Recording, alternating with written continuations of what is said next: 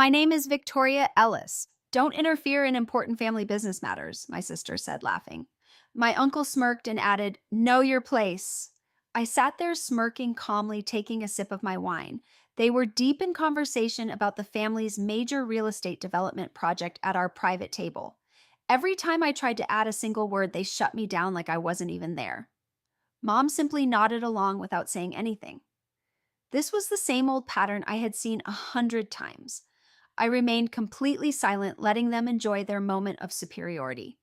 My smirk stayed hidden behind the glass as I listened to every detail.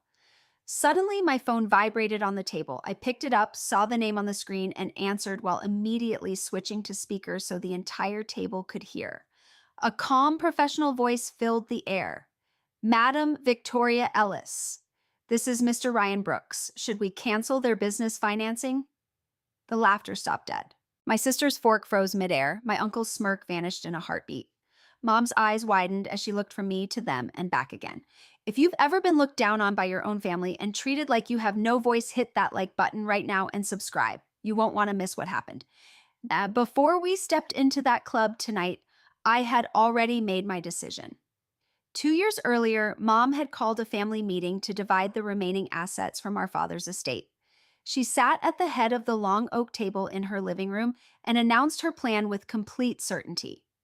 The bulk of the real estate development company would go to my sister Taylor and Uncle Justin because they had been actively involved in daily operations for years. I received a modest cash portion and a few smaller investments that seemed like an afterthought. Mom explained it was only fair since I had pursued my own career path outside the family business. I didn't argue that day. I simply listened as Taylor expressed her gratitude and Uncle Justin outlined his vision for aggressive expansion. Their excitement filled the room while I calculated quietly in my head. That cash portion became my starting point. Over the following months, I reinvested every dollar into strategic positions within the bank that provided all our major project loans. I worked through intermediaries and private agreements so no one in the family would notice the gradual shift in influence. My days blended into a routine of careful research and quiet negotiations. I studied every loan document the company had signed in the past 5 years.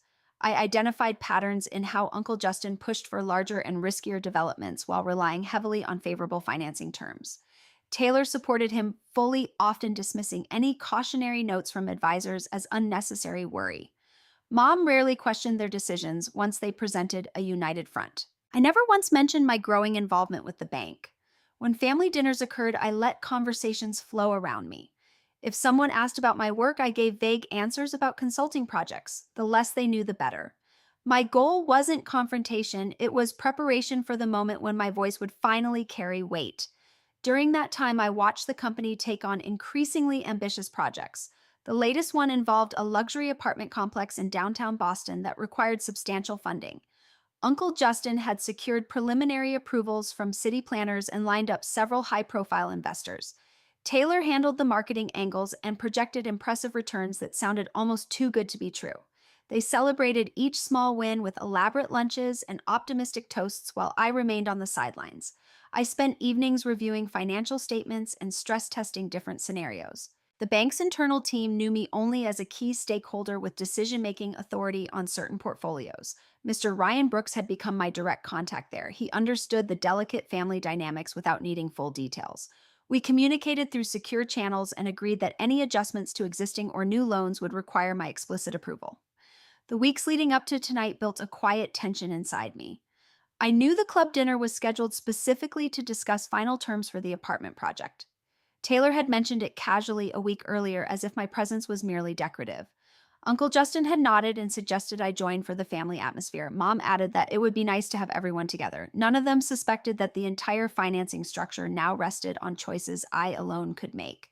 I prepared mentally by reviewing every past slight. The board meetings where my seat was at the far end. The casual comments about how I should stick to my own interests. The way decisions were presented as already final before I even heard about them. Each instance reinforced my resolve without turning into bitterness. I focused instead on the practical steps I had taken. By the afternoon of the dinner, I had confirmed with Mr. Brooks that the file for the new project was flagged for my review. He would call if needed during the evening. I chose a simple but elegant outfit and arrived at the club exactly on time. The private table had already been set with crisp linens and polished silverware. Soft lighting created an intimate yet professional atmosphere perfect for important discussions. As I took my seat, I felt the familiar pattern beginning to unfold. Taylor launched into an enthusiastic summary of the project's potential. Uncle Justin added details about contractor bids and timeline adjustments. Mom listened with obvious pride in their progress. I waited for the right moment to offer one small observation about a potential risk in the financing structure. When I finally spoke, my words were measured and factual. The response came immediately. Taylor brushed it aside with a light laugh and reminded me that business matters required experience I supposedly lacked. Uncle Justin followed with his usual dismissive tone, suggesting I focus on enjoying the evening instead. Mom stayed silent, but her expression showed agreement with their stance. I didn't push further. There was no need. My preparations had created a safety net they couldn't see. The bank held the real leverage on this deal, and I held the influence over the bank. Their confidence stemmed from years of unchallenged authority, while my calm came from knowing the true balance of power had shifted. Throughout the early part of the dinner, I observed their interactions closely. Taylor and Uncle Justin fed off each other's energy, creating an echo chamber of optimism. They discussed expanding the project's scope if initial phases succeeded. Mom occasionally interjected with supportive remarks that strengthened their narrative. The conversation moved smoothly from one aspect to another without any real challenge. I contributed minimally, allowing them to dominate the discussion. Inside, I noted every assumption they made about unlimited financing and easy approvals. Those assumptions would soon face reality. My silence wasn't passive, it was deliberate. Each minute that passed brought us closer to the point where my prepared position would become clear. The club's atmosphere remained elegant, with waiters moving discreetly between tables. No one outside our group paid attention to the conversation. That privacy worked in my favor. When the moment arrived, it would stay contained within the family at first. I reflected briefly on how different things might have been if Mom had divided assets more evenly, or if Taylor and Uncle Justin had included me in meaningful ways. But dwelling on what ifs served no purpose now. The path I had chosen was practical and forward-looking. It protected my interests while forcing a necessary rebalancing. As the evening progressed, their plans grew more detailed and ambitious. They spoke of future phases and additional properties they could acquire with the success of this one. I listened without interrupting again. My role wasn't to debate tonight. It was to witness the exact moment their perspective would change. Everything I had built over 2 years converged on this dinner. The background work, the quiet acquisitions, the careful observation all led here. I sat among them as a full participant in ways they hadn't realized. The foundation they depended on was now connected to decisions only I could finalize. My composure remained steady because the outcome wasn't driven by emotion. It was driven by the logical steps I had taken when no one was watching. Tonight, the family would discover that exclusion has consequences, and that silence can hide significant strength. As the appetizers arrived at our private table, the conversation shifted fully to the luxury apartment complex. Taylor described the prime downtown location and how the planned 300 units would command top prices in the Boston market. She highlighted the mix of studio and two-bedroom layouts that matched current buyer demand and projected a strong return within the first 18 months. Uncle Justin followed by listing the contractor bids he had narrowed down to 3 firms with proven track records on similar projects. He explained the revised timeline that would shave 2 months off the original schedule and the city approvals already secured for the height variance and parking structure. Mom listened attentively and offered occasional nods that reinforced their shared confidence in the plan. I waited until a brief lull and then mentioned one factual detail about a clause in the existing loan agreement that tied interest rates to market fluctuations. Taylor set her fork down and let out a short laugh. "Don't interfere in important family business matters," my sister said. My uncle smirked and added, "Know your place." Mom remained silent, but her expression showed clear agreement with their position. The exchange hung in the air for a moment before Taylor picked up right where she had left off and moved on to the marketing strategy she had already outlined with an external agency. She talked through the targeted social media campaign and the open house events planned for key influencers in the real estate sector. Uncle Justin added details about the financing milestones they needed to hit in the next quarter to keep the investors on board and the contingency funds they had built into the budget for any unexpected permitting delays. I stayed quiet after that single comment and observed how seamlessly they fed off each other's ideas. Every point they raised assumed unlimited access to favorable terms and no external pushback. Taylor emphasized the importance of locking in the current interest rate before any potential rate hike, while Uncle Justin countered that the bank had always been flexible in the past and would remain so for a project of this scale. Mom interjected once to praise their thorough preparation and the way they had anticipated every possible obstacle except the one I had just raised. The discussion continued with Taylor outlining the projected rental yields for the units that would not sell immediately and how those steady cash flows would service the debt comfortably. Uncle Justin responded with specifics on the construction materials they had chosen to meet both luxury standards and energy efficiency requirements that would appeal to eco-conscious buyers. They debated briefly over the placement of the rooftop amenity space and whether it should include a pool or a larger lounge area to maximize resident satisfaction. Mom contributed a few remarks about how the project would reflect positively on the family name and the legacy their father had started decades earlier. She reminded them of the importance of maintaining control over every decision so the company stayed true to its original vision. Taylor agreed and suggested they schedule a follow-up meeting with the architects the following week to finalize the interior finishes that would set their complex apart from competitors. I noted each assumption they made about the bank's willingness to extend the same generous terms they had enjoyed on previous developments. Their confidence came from years of unchallenged authority and the belief that nothing would change. The way they dismissed my earlier observation without further comment only confirmed the pattern I had seen so many times before. Taylor turned the topic to the investor presentation she was preparing and the key slides that would highlight the projected internal rate of return. Uncle Justin offered to review the numbers one more time before the meeting to ensure every figure was accurate and compelling. Mom smiled and expressed her pride in how well they worked together as a team. She mentioned that the family unity was what had always driven their success, and that staying focused on the core business was the smartest approach. The conversation flowed from one aspect to another with no interruption from me after that point. They covered the expected timeline for groundbreaking, the environmental impact study they had commissioned, and the partnerships they were negotiating with local suppliers to keep costs down. Taylor laughed again at one point when she recalled a minor hiccup on their last project and how quickly they had resolved it without needing outside input.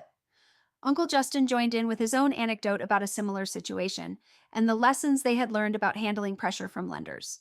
Mom nodded along and added that experience was the best teacher, and that the younger generation sometimes needed to step back to appreciate the bigger picture. The tension at the table remained contained but unmistakable. Each new detail they shared about the project reinforced their sense of ownership and control. They spoke as if the financing was already guaranteed and the only task left was execution. I listened without offering another word and let the exchange continue uninterrupted. The club's soft lighting and discreet service created the perfect backdrop for their discussion. Yet the undercurrent of dismissal lingered in every response they gave. Taylor circled back to the financing once more and stressed how critical it was to secure the best possible terms to maximize profit margins. Uncle Justin agreed and outlined the exact amount they would request in the next draw and the milestones tied to each disbursement. Mom expressed her full support and reminded them that the family had always managed these matters internally with great success. The three of them formed a united front that left no room for alternative views. I remained composed and focused on the larger context. Their words revealed exactly how much they relied on the status quo and how little they expected any shift in the balance of power. The conversation continued for several more minutes with additional specifics on the sales projections and the timeline for leasing the first units. Taylor and Uncle Justin took turns addressing each point while Mom provided steady encouragement. The pattern was familiar and the exclusion was complete. My phone vibrated on the tablecloth right as the main course was being served. I glanced at the screen, recognized the number, and answered without hesitation. I pressed the speaker button so the entire table could hear clearly. Mr. Ryan Brooks's professional voice came through the line immediately.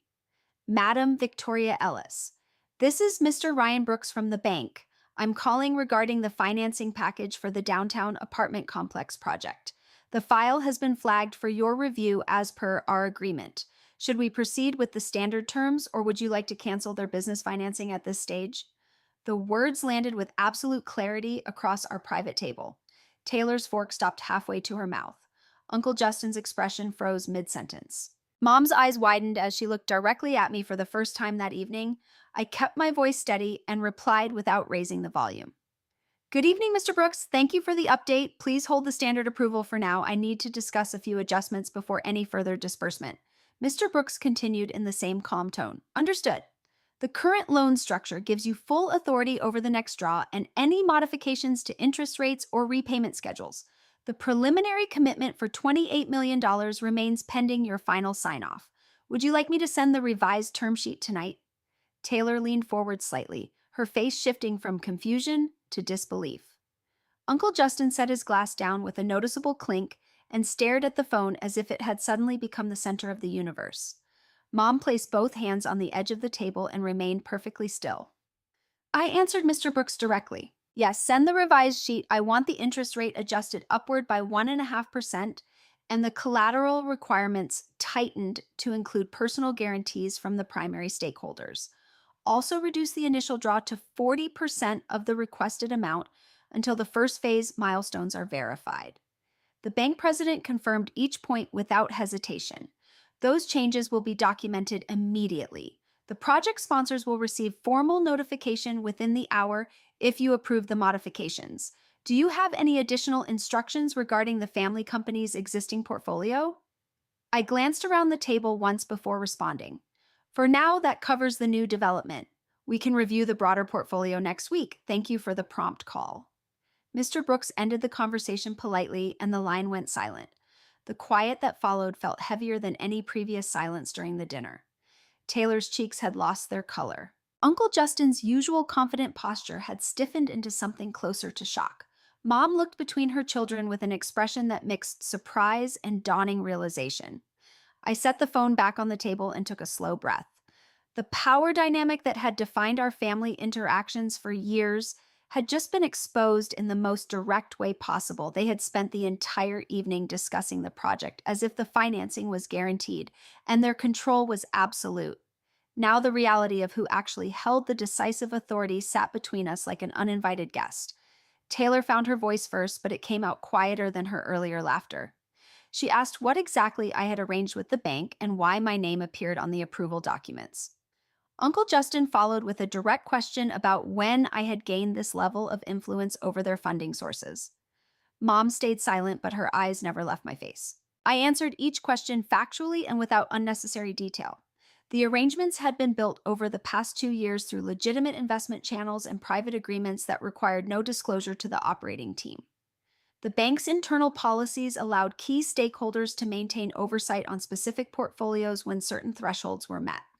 Those thresholds had been reached quietly and legally. The revelation continued to sink in as the waitstaff moved discreetly around other tables in the club. No one outside our group had any idea of the conversation that had just unfolded. Taylor pressed for more specifics on the changes I had requested and what impact they would have on the project timeline. Uncle Justin wanted to know the exact percentage of control I now exercised and whether this was a temporary measure or a permanent shift. I provided the necessary facts without elaboration. The adjustments were designed to protect the bank's position while still allowing the project to move forward under stricter conditions. Personal guarantees would ensure accountability from those directing the development. The reduced initial draw would tie funding directly to verified progress rather than assumptions. Mom finally spoke and asked whether I had planned this outcome from the beginning. Her voice carried a mix of curiosity and concern that I had rarely heard directed at me.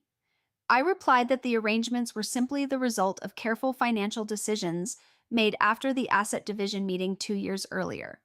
No further explanation was needed because the evidence now sat clearly on the table between us. The main course continued to sit untouched in front of each person. The elegant surroundings of the club suddenly felt smaller as the full weight of the phone call settled over the table. Taylor and Uncle Justin exchanged a quick glance that contained more uncertainty than they had shown all evening. Mom kept her hands folded tightly as she processed the new information. I remained composed because the moment had been prepared for through months of deliberate steps. The family business had operated under one set of assumptions for a long time. Those assumptions had just been challenged by the simple act of answering a single call. The conversation that followed stayed focused on the immediate implications of the revised terms. Taylor wanted clarification on how the increased interest rate would affect projected returns. Uncle Justin asked about the personal guarantee requirement and which stakeholders would be expected to sign. I answered each point with precision, while the reality of the shifted power continued to unfold in real time. Taylor's face drained of color the moment the line went silent. She stared at the phone as if it had delivered a personal accusation. Her earlier laughter had vanished completely, and her hands trembled slightly as she set her fork down with a soft clink against the plate. Uncle Justin leaned back in his chair with his jaw tight and his usual confident smirk replaced by a hard line of disbelief. Mom kept her gaze fixed on me while her fingers twisted the edge of the linen napkin in her lap. The private table in the upscale Boston club suddenly felt exposed despite the dim lighting and discreet waitstaff moving between other guests. A few heads turned briefly from nearby tables before returning to their own conversations, but the tension at our table had become impossible to ignore. Taylor spoke first, her voice lower than before. She demanded to know exactly when I had arranged this level of control over the bank and why no one in the family had been informed about my involvement. Uncle Justin followed immediately, asking how much authority I actually held and whether this was some kind of retaliation for the asset division 2 years ago. Mom asked quietly if I had been planning the changes all along without giving any warning. I answered each question directly and without raising my voice. The arrangements had been made through standard investment channels and private agreements that did not require disclosure to the operating team. My position as a key stakeholder allowed me to review and adjust terms on specific portfolios once certain thresholds were reached. Those thresholds had been met legally and quietly over time. Taylor pressed harder, wanting specifics on the increased interest rate and what the personal guarantees would mean for the project leadership. Uncle Justin wanted clarification on the reduced initial draw and how it would affect the construction timeline they had already promised to investors. Mom listened without interrupting, but her expression showed a mix of concern and disappointment that I had rarely seen directed at me. The conversation stayed contained at our table, yet the shift in dynamics was unmistakable. Taylor's usual commanding tone had softened into urgent questions, while Uncle Justin's authoritative presence cracked under the weight of the new information. Mom maintained her composure, but her hands remained tightly clasped as she processed the implications for the family company. I explained the adjustments factually. The higher interest rate protected the bank's position while still allowing the project to proceed. Personal guarantees would tie accountability directly to those making the daily decisions. The smaller initial draw ensured that funding would release only after verified milestones, rather than based on projections alone. Each change was designed to align risk with responsibility. Taylor shook her head slowly and asked if I realized how these modifications could delay the entire development and affect the relationships with key contractors and investors. Uncle Justin pointed out that the family had always managed financing internally and that external oversight of this kind was unprecedented. Mom suggested that perhaps we could find a way to adjust the terms privately without involving the full bank process. I responded that the decisions were already documented and the revised term sheet would arrive shortly. The bank required clear approval from the designated stakeholder, which in this case was me. Any further negotiation would need to go through the formal channels now that the file had been flagged. The waitstaff continued their work around the club with professional discretion, but the atmosphere at our table had grown thick with unspoken questions. Taylor leaned forward and listed the potential financial impacts, including higher monthly payments and tighter cash flow in the early phases. Uncle Justin calculated aloud the difference the reduced draw would make to the construction schedule and the penalties that might arise from delayed milestones. Mom interjected once to ask whether my actions stemmed from feeling excluded from previous decisions. Her question carried a note of genuine curiosity rather than accusation. I replied that the arrangements had been a practical response to the asset division and the need to protect my own position within the broader family holdings. The discussion continued, with each of them raising different concerns about the project's viability under the new conditions. Taylor worried about losing investor confidence if the terms appeared too restrictive. Uncle Justin focused on the operational challenges of meeting stricter verification requirements. Mom emphasized the importance of family unity and how public disagreements could harm the company's reputation in Boston's tight-knit real estate community. I listened to their points without interrupting and provided additional details only when directly asked. The power that had once flowed unquestioned from Taylor and Uncle Justin now required coordination with my approval. The realization settled over the table gradually as more implications emerged with each exchange sentence. Taylor's hands had stopped trembling, but her posture remained rigid. Uncle Justin rubbed his temple as he considered the next steps for communicating the changes to the project team. Mom kept her eyes on me as if searching for some sign of compromise that I was not prepared to offer at that moment. The main course grew cold on the plates while the conversation stayed locked on the immediate consequences of the phone call. No one suggested leaving the club early, but the elegant evening had transformed into a business reckoning that none of them had anticipated when the appetizers first arrived. 3 days after the dinner at the club, the first cracks appeared in the project. The bank formally notified the company of the revised financing terms in an official letter delivered that morning. Taylor received the document first and immediately forwarded it to Uncle Justin with a string of urgent messages. The new interest rate took effect on the next draw, while the requirement for personal guarantees applied to all primary stakeholders involved in daily operations. The initial funding release dropped to 40% of the requested amount pending independent verification of the first construction milestones. I reviewed the same notification in my inbox but offered no immediate comment. Taylor left multiple voicemails throughout the day, requesting a joint call with Mr. Brooks to clarify the changes. Uncle Justin attempted to reach the bank directly, only to learn that all communications regarding this portfolio now required my approval as the designated reviewer. By early afternoon, the lead contractor contacted Taylor to confirm whether the reduced draw would affect payment schedules for materials already ordered. When she could not provide assurance, the contractor placed a temporary hold on deliveries, citing cash flow concerns. This delay rippled quickly to the site preparation team, who began questioning the overall viability of the timeline. Uncle Justin spent several hours on the phone with secondary lenders exploring short-term bridge options to cover the funding gap. Each discussion turned to the bank's tightened collateral rules and the unexpected shift in approval authority. He avoided naming me specifically, yet the lenders pressed for details on why the family company suddenly faced more restrictive conditions after years of smooth cooperation. Mom sent a carefully worded text in the late afternoon suggesting a private family conversation to address the situation before it impacted investor relations. I read the message but replied only that any adjustments would follow the bank's standard protocols for the flagged portfolio. Taylor arrived at my office unannounced the following morning, carrying printed copies of the revised term sheet and cash flow projections. She spread the documents across the conference table and pointed out how the higher interest payments would reduce projected returns by nearly 20% in the initial phases. She asked whether the changes represented a temporary measure or a permanent restructuring of the financing relationship.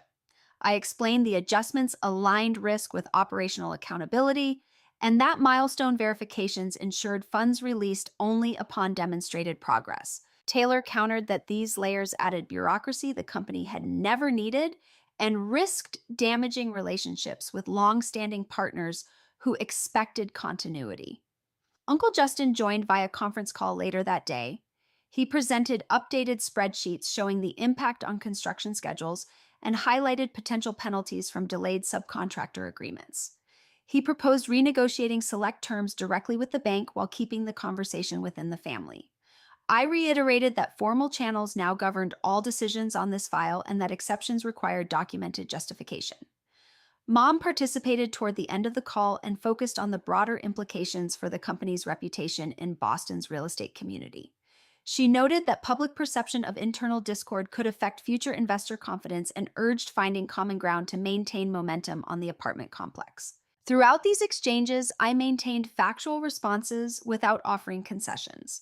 The bank had already begun processing the new conditions, and notifications to all involved parties were underway. One major subcontractor formally withdrew that afternoon, citing uncertainty around payment timelines as the deciding factor. The remaining teams operated with scaled-back resources, while Taylor worked to reassure early investors through updated briefings that downplayed the financing shift. By the close of the third day, the project faced its first measurable setback in secured commitments. Uncle Justin canceled a planned investor update meeting and instead focused on damage control calls with existing partners. Mom continued sending messages that balanced concern for the business with appeals to family cohesion, yet the practical constraints of the revised terms limited available options. I monitored the bank's daily status reports, which confirmed adherence to the new protocols. No additional draws were approved outside the tightened guidelines, and all communications routed through the designated review process.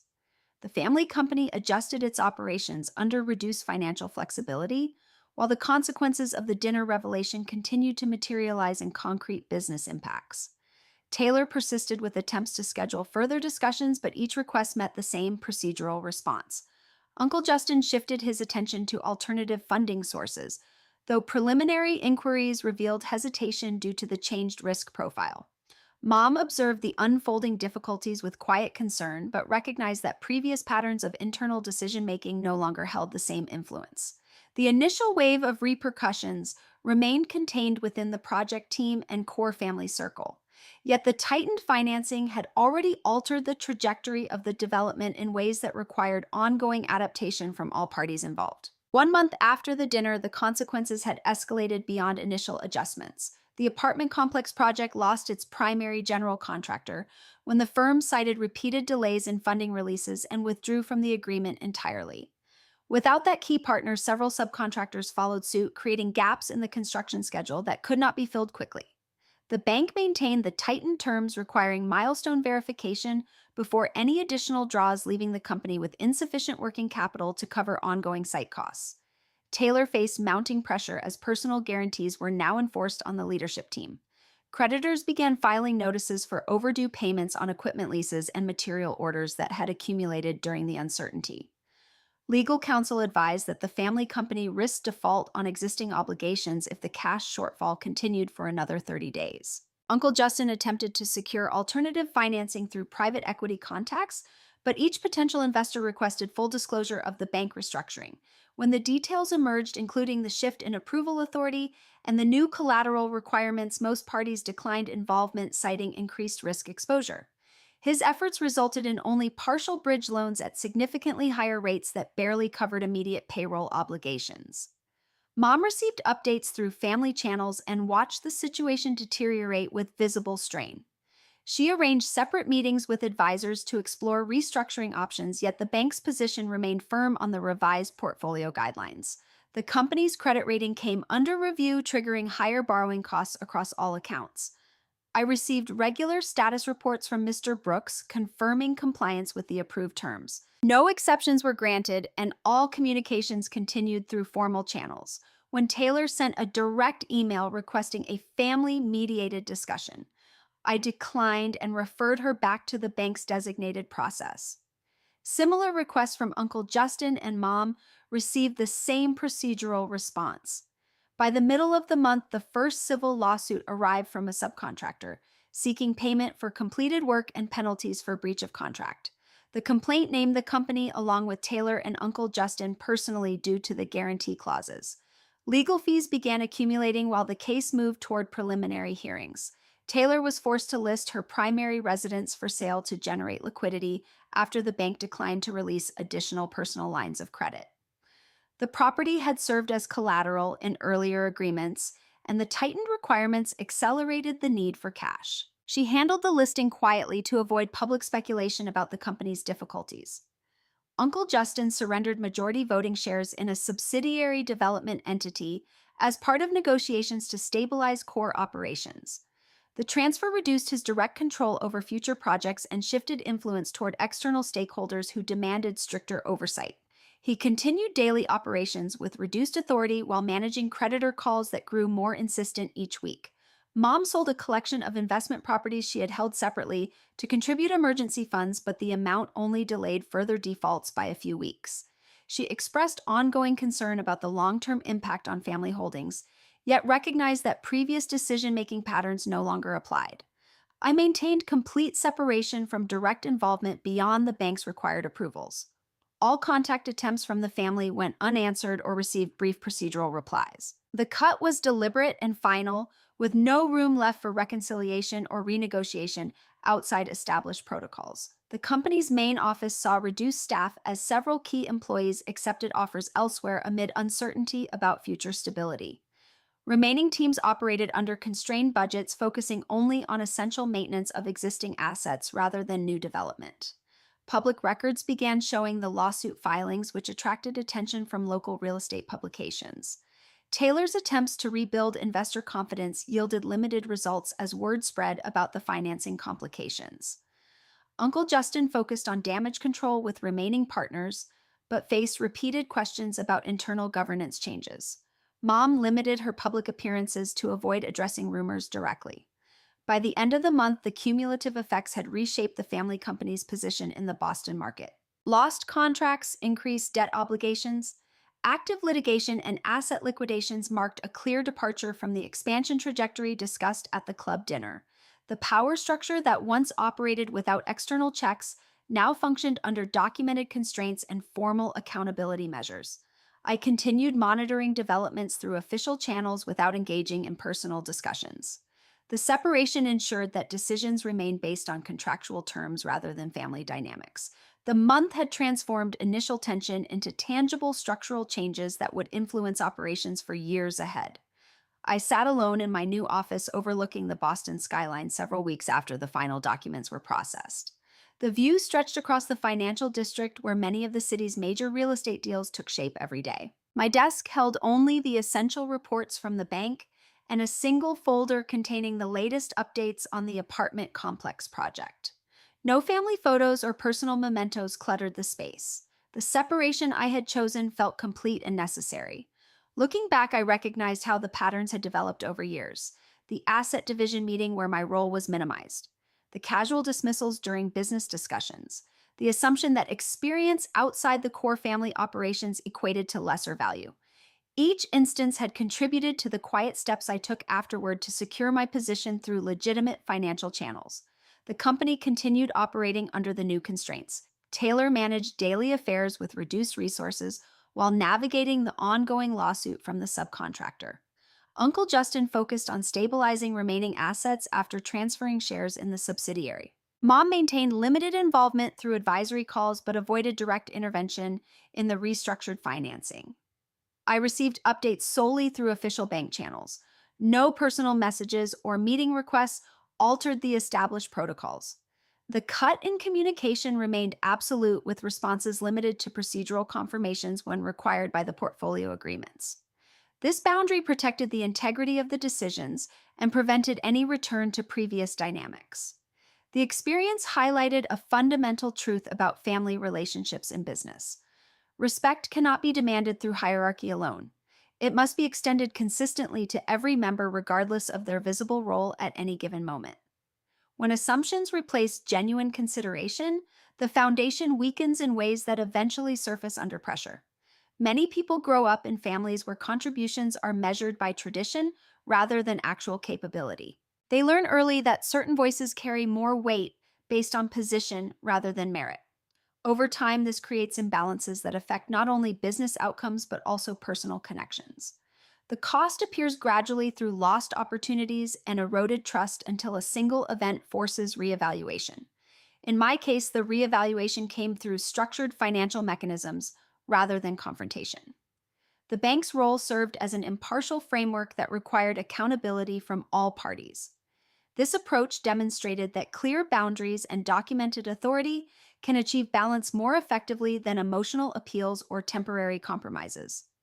Viewers watching this story should consider their own family interactions carefully. How often do we dismiss input from someone simply because their path differs from the established one? How quickly do we assume our own perspective represents the complete picture? These habits may feel harmless in daily conversations, yet they accumulate into significant consequences when important matters arise.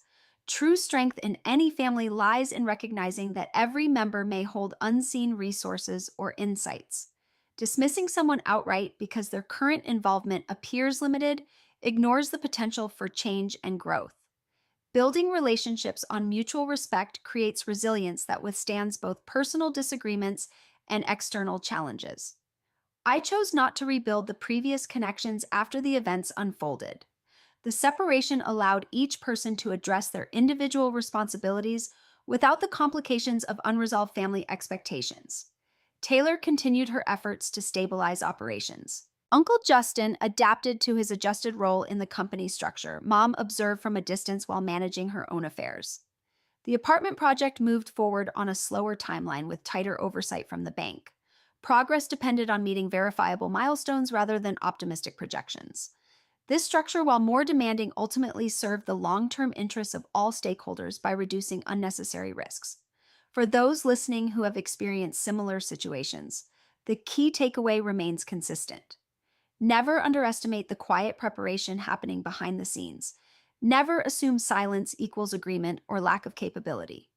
Families function best when every voice receives consideration and when authority rests on transparent foundations rather than unspoken traditions. I closed the folder on my desk and turned toward the window once more. The city continued its rhythm below, with new deals forming and old ones concluding every hour. My own path had diverged clearly from the family business trajectory, yet the lessons extended far beyond any single project or financial arrangement. Respect within a family should never be conditional on visible participation. It should form the baseline for all interactions. When that baseline erodes, the resulting fractures can reshape relationships and outcomes in permanent ways.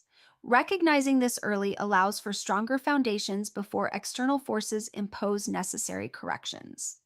The evening light gradually softened across the skyline as another day in Boston drew to a close. I had made my choices with full awareness of their implications. The family had encountered the results of theirs. Moving forward, each of us operated within the new realities we had collectively created.